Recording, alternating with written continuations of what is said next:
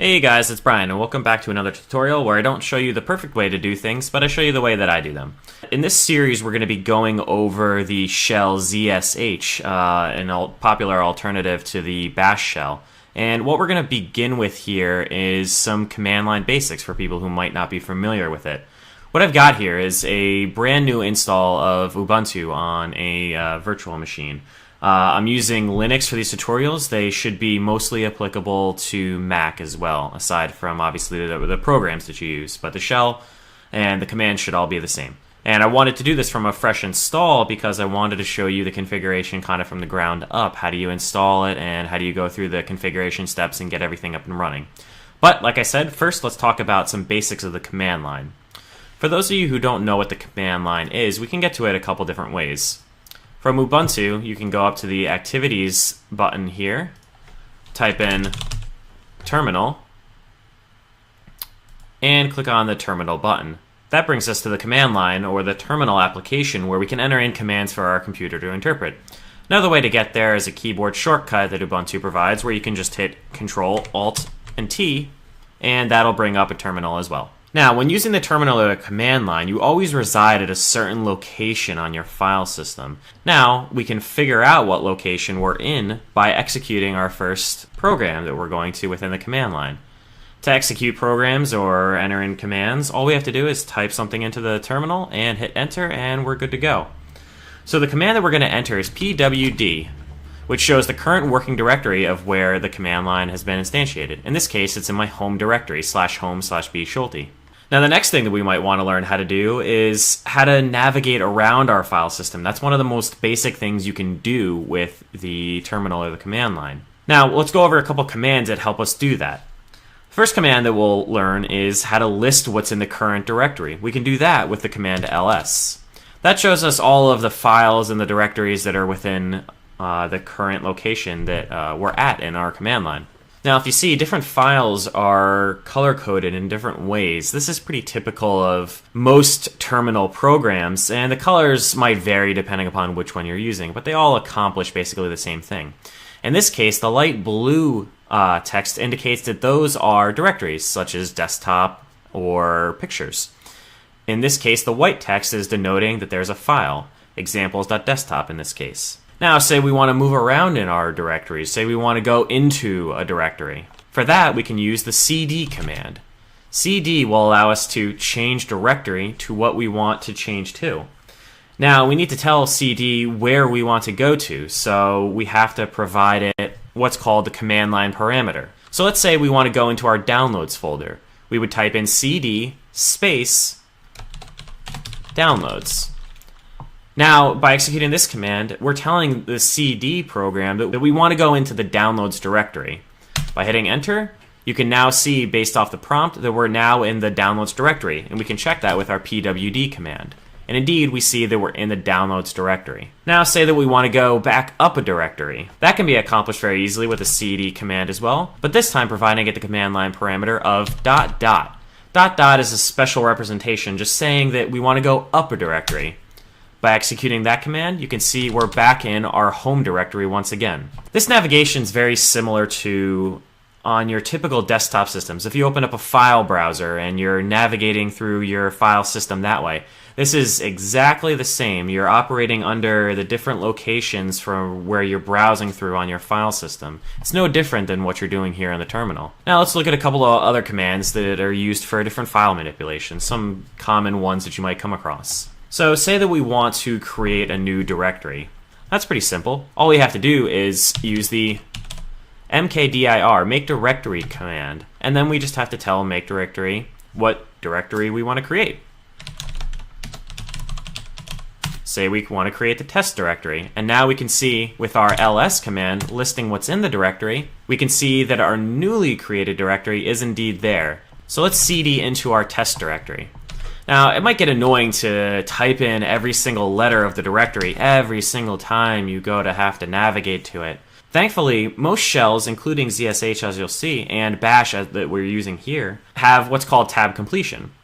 If you're ever trying to type in the name of a path or a program, type in a few letters and then hit tab. What happens is the shell interprets the tab as trying to complete whatever you're typing in at the moment. In this case, we're trying to type in a path, so the shell expands that to actually list the full test directory string that we can now cd into. It saves you from a lot of typing and a lot of having to manually type in the whole directory path, and you can do that multiple times. So say we make another directory test inside of our test directory, and let's go back one directory with cd ... Now let's say we want to go into that test directory, which is 2 levels low. Well, that's pretty quick, and we don't have to type in that whole thing. We can just do cd tes, and let's say I type tab, test directory comes up, and we know that the test directory is in here, so we type in t, tab, and test comes up. Makes it very quick to navigate around the command line this way. Now, let's say that we have a sample file inside of this directory, notes.txt, and we want to get rid of this file. Well, that's pretty simple. We can just use the remove command, rm, to delete files. In this case, we'll delete notes.txt, and we can see that it's been removed from the directory. Now, say that we want to delete an entire directory. Well, that's a little bit different. Say we want to delete the test directory. We can use the remove command this time, but if we try to do remove test, it says that, oh, test is a directory and remove doesn't know what to do. You have to specifically tell remove that the file you're trying to delete is a directory by specifying the -r command line flag, saying that this is a directory and we want to recursively delete from it. This is a common thing you'll see when running commands inside of Linux or Mac or even Windows, where you have a program that you want to run that might take some flags, some configuration, and then a target. In this case, that's exactly what we're doing here. We have remove, which is the program. Any flags that come and configure how the program is going to be run, in this case the -r, recursively deleting a directory, and then the target of the command, in this case the test directory. Upon running this, we can see that the directory has been removed. Now, say that you're not sure what a program can do, or you're not sure of a certain command. In Linux, and I believe Mac as well, there's man pages, and these are just manuals for the different commands and different programs. We can get to a man page by typing man, and then the command that we're looking to find out information about, in this case, rm. So we can see a listing of everything about the program that you can remove files and directories, and you can see that right here in the synopsis, the command is run by issuing the remove command followed by any options and then the file that's wanting to be removed. And going through the documentation, you can read about all the different configuration and options that a command can have. Now, the last thing that we'll cover real quick is how to install packages. And in this case, will be specific to Ubuntu, but it pretty much operates the same way on either Mac or Linux and different types of Linux, just based on whatever flavor you're using. For instance, on Mac, there's Brew, which is a great package manager for Mac systems, and that lets you install a lot of third-party programs and utilities. For Ubuntu, there's the apt command. Now, one additional thing that we haven't talked about yet is privileges and who's actually executing the command and what privilege they have. In this case, we've all been executing these commands as the user we're logged in as. In this case, it's me, it's B. Schulte on this machine.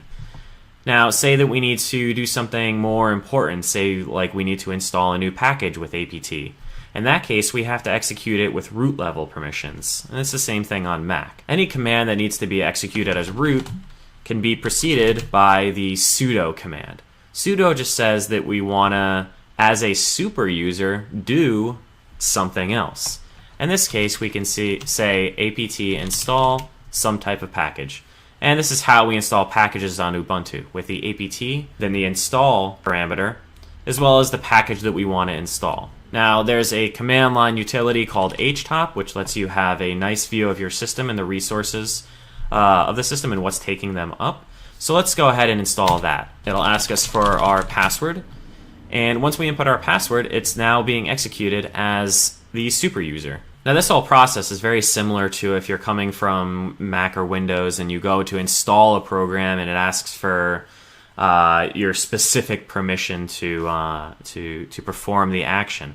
This is very similar and just an extra layer of protection to ensure that whatever's happening to your system is what you actually intend.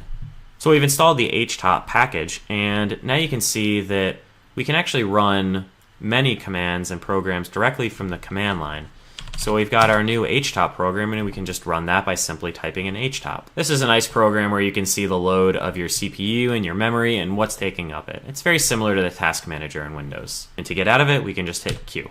Now, these commands should be enough to get you started with moving around the command line and being able to do certain things. I encourage you to explore, try to do different things, try to do as much as you can from the command line. You'd be surprised what you can do. We can even open up regular programs with that. So if Firefox is installed, we can simply type Firefox and it'll actually launch the Firefox application. There's a whole lot of things that we can do with the command line, and it really becomes a powerful utility in working with Unix-based systems. So now let's go on to actually installing ZSH. Now to execute all these commands, we've been using the shell bash. And the shell is just what's interpreting your commands. So when you type in htop or you type in rm or cd or anything like that, the shell is what's interpreting that command and then giving the instruction to the computer to actually execute the command. So we've been using bash for that, but now we're going to learn how to install ZSH and see some of the cool things that we can do with that.